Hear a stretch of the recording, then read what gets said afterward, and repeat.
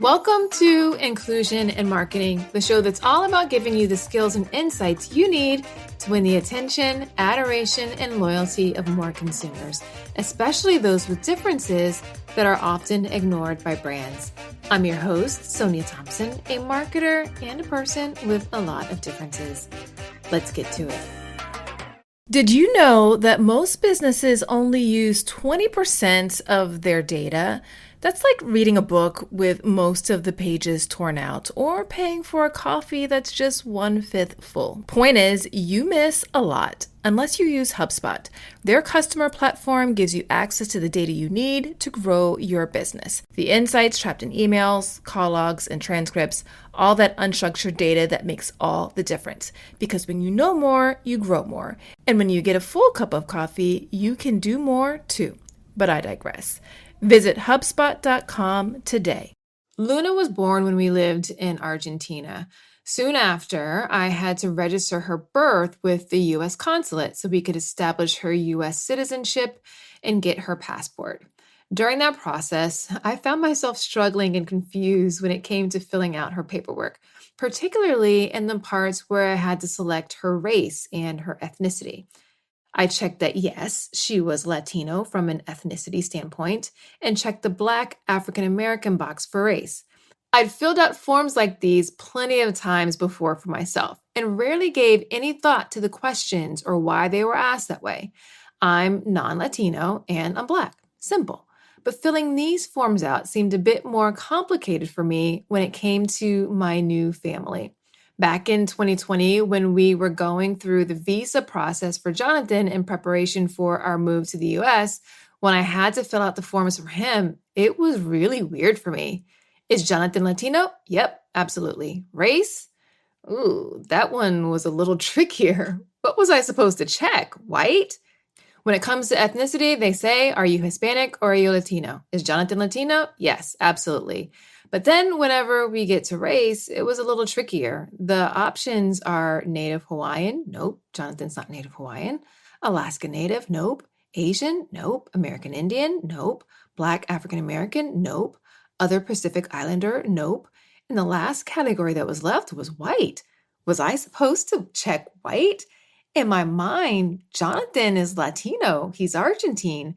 But checking a box to say he was white just felt odd, especially since that's not how Jonathan identifies.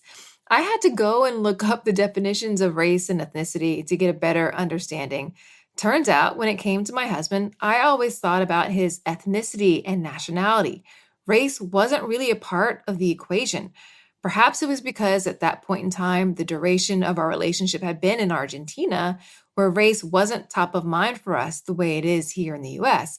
The Argentine government doesn't collect data around race and ethnicity either. So for him, the concept felt foreign as well. In case you need a refresher, race, according to Merriam-Webster, is a category of humankind that shares certain distinctive physical traits. As according to the U.S. Census, a person classified as white is someone having origins of any of the original peoples of Europe, the Middle East, or North Africa. Ethnicity, on the other hand, is broader in that it categorizes people according to their cultural expression and identification. So grappling with these questions of identity is nothing new, especially when it comes to census data and official government documents. In the 2020 census, the number of Puerto Ricans that identified as white dropped nearly 80%. Nearly 50% of those who participated identified themselves as two races or more. From 1960 to 2000, Puerto Rico conducted their own census and didn't ask questions about race or ethnicity. As I was looking more into this, I came across an article that was talking about how people in Puerto Rico were responding to that. People are actually writing in, I'm not any race, I'm part of the human race. Like they were just like, why do you even need these questions? So the US government says that they collect race and ethnicity data to assist them in making policy decisions, particularly for civil rights. Now, different governments have different philosophies on this matter. France and Germany, for instance, do not collect this data, although many have called for them to do so they can get real numbers on injustices that occur. As a society, it seems that we often like to put people in various categories. Sometimes those categorizations and any data associated with them can be good if it helps us better serve people. But the challenge is too often categorizations aren't quite right. People don't so cleanly fit into the buckets that have been established. As a result, harm can be caused in a variety of different ways, including emotionally. That's why, as a brand, it's essential for you to think carefully about identity and what types of categorizations are necessary as you work to build an inclusive brand. So, let's talk a little bit about the challenges with categories and labels. Now, I've always admired people who have their pantries organized and labeled. Everything is easy to find and in order, and it looks like an efficient way to find and store what you need. But people aren't like bags of rice, oatmeal, or pasta. We're much more complex than that. We have a number of intersectionalities, preferences, and even identities. And because of that, the way we view and experience the world and subsequently engage with brands are influenced by those various identities. As such, the categorizations and labels don't always do what they're intended to do. For instance, I'm an entrepreneur, a wife, a mom, and a Black woman. That combination makes me like other people in those groups, but at the same time, I have plenty of differences. We speak Spanish in our home. My husband is an immigrant. We have a biracial child. I battle autoimmune disorders. I'm left handed. Actually, fun fact, Jonathan and I are both left handed. The things that concern me and my family are different because of the many identities and labels that we have. We fit into a bunch of different boxes. There are plenty of other people who have multiple identities and labels that cause the issues that concern them and their families to be different from me, you, and the people you know. So intersectionality, that's one issue. Another issue is grouping people that don't have shared experiences. This can be super problematic. Over the past couple of years, the term BIPOC, which means Black, Indigenous, or a person of color, has increased in popularity. However, there are plenty of people who fall within this category that don't like the term. I have friends, and we've had endless conversations about just how they hate it. And whenever they hear the term or hear people reference BIPOC, they make a note to say, "Hey, I'm Black," because the experiences that people have as people who are part of an Indigenous population are very different from the Black community or other people of color. So it's hard to just kind of lump us all together into one group. So I totally get the argument. And then there are others who are often considered to be a person of color, but who don't even think of themselves in that way. I remember I was doing some research for a client last year, and I was doing some voice of the customer interviews, and we were trying to get some race-based data. And I remember asking a couple of the respondents, "Hey, do you consider yourself a person of color?" And, they hesitated. They're like, "I know that that's what I'm lumped into that group, but that's not really how I refer to myself." Another challenge when lumping various groups of people into one category is that their individual identities and the experiences associated with them get lost, especially if there are certain stereotypes or assumptions associated with the larger group that may be true for some, but not all. I remember I was doing a conference late last year, and it was a conference that was based in Europe. So as I was doing the back and forth in preparation with the event organizer, and she reviewed my slides, she wanted to make sure that I actually incorporated a specific example where I was talking about this very thing, where she noted that a lot of times when people are grouping or thinking about people from Eastern Europe, they just group them into this one category, people from Eastern Europe, but they rarely think about the individual countries and the pride and the nationality that people have for their individual countries. They get tired of feeling like, oh, it's just Eastern Europeans, in the case that people were describing them, and it just sort of erased who they are individually as people from a group of countries. So that wasn't something that I was as familiar with, but it was an important distinction that this happens a lot, and it rubs people the wrong way. It doesn't make them feel like they belong in any sense of the word. Okay, I've got another podcast recommendation for you. It's Augmenters, hosted by Julie Meyer and Jimmy Edgerton, and it's brought to you by the HubSpot Podcast Network, the audio destination for business professionals. So on this show, Julie and Jimmy dive into mentoring and explore ways to augment and refresh the mentoring environment. They're using 8 core principles that weave relevant spirit guides and diverse guests, and Julie and Jimmy use a lot of humor and practical tips to help mentors and mentees get further, faster together. There's so many great episodes to tune into for this show, but one that you might find especially interesting is their latest episode, number 120, Mentoring Across Gender, Men as Allies and Mentors. Listen to Augmenters wherever you get your podcasts. Another challenge is if you categorize groups of consumers in a way that they don't identify with, you're going to run into trouble with a disconnect in the experiences that you deliver. So Amy Cheshire runs a fashion brand called Hey Gorgeous for plus size women. And she and her team developed a deeper degree of intimacy for the women that they served. They realized the plus size label was problematic. Here's how she explained it to fashionista.com.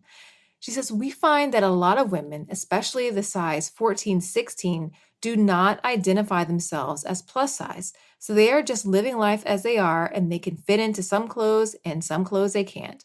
We also found that customers do not necessarily want the term plus in the name of the brand because then it will be calling them out to what they are, and not everyone has embraced their size. As a result, Cheshire and her team stopped using the word plus size and eliminated it from their branding. While there can be many benefits to your brand for grouping different people together, there are challenges that are associated with it that you should be aware of. And those are all the things that we just listed.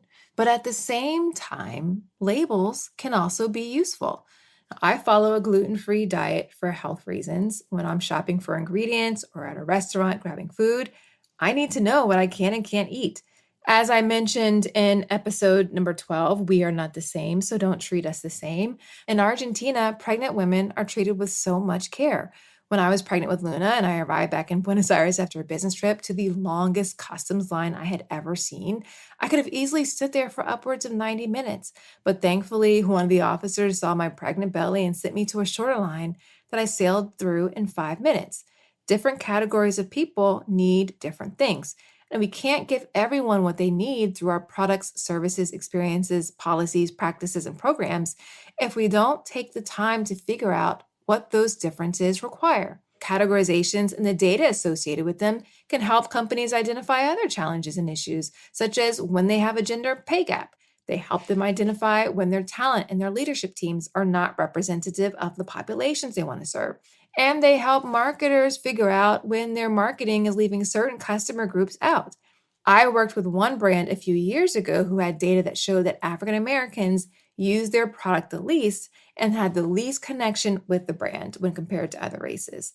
As a result, they knew there was something about the experience they were delivering that didn't work so well for this particular group and needed to figure out how to change that. So I know this is a lot to take in. So let's talk a little bit about how you should think about and handle identities associated with your customers' differences. First up is to acknowledge the different identities of the people who have the problem your business solves. Inclusive marketing is all about acknowledging the many ways in which your customers are different, intentionally choosing who your brand will serve, and authentically incorporating those diverse consumers throughout all phases of your marketing mix. The challenge is that most brands don't get specific enough with a definition of who their customer is. As a result, their marketing ends up leaving too many people out as they default to the most privileged identities.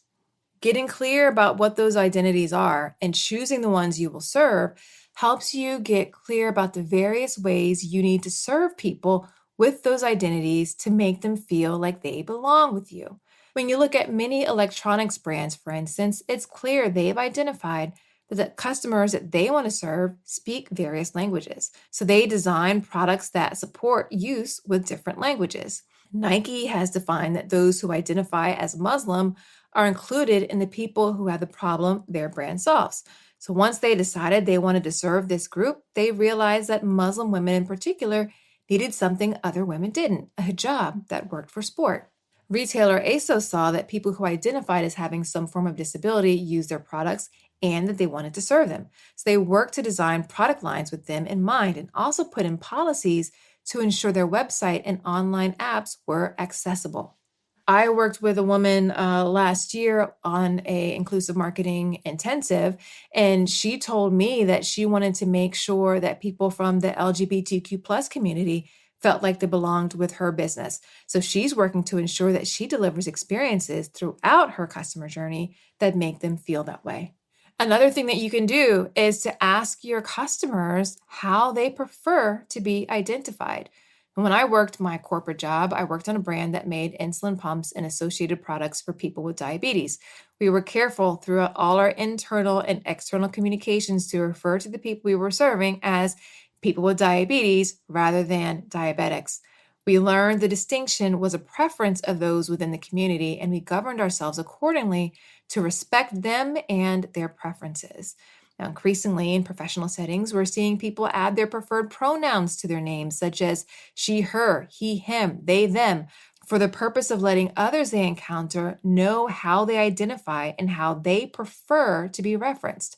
Sometimes there is consensus about how people like to be identified, and other times it varies widely within a group. So whenever it comes to terms like Hispanic, Latino, and Latinx, or even Latine, which is a more gender neutral form of the term, there's a lot of disparity about the terminology that people are using, what people are comfortable with, what people have even heard of, and what people call themselves. So it's better always, when in doubt, ask the people that you're serving what it is that they prefer, how do they identify themselves, and then go with that. I was part of a panel discussion late last year for a market research summit for an on-demand consumer insights platform, Suzy, where there was lots of chatter about capturing market research data and how to appropriately and respectfully ask questions related to gender. Many brands often like to break out their research data based upon gender. However, many of them define gender as male or female. So in an effort to be more inclusive of people who don't identify as either or, some brands started including other as an option, which didn't make people who fell into that category feel like they belonged. It made them feel like outcasts or afterthoughts. Most people don't want to be othered. Other brands added a selection for prefer not to say, and that wasn't quite right either as a third option. In the end, through their research, they were asking consumers.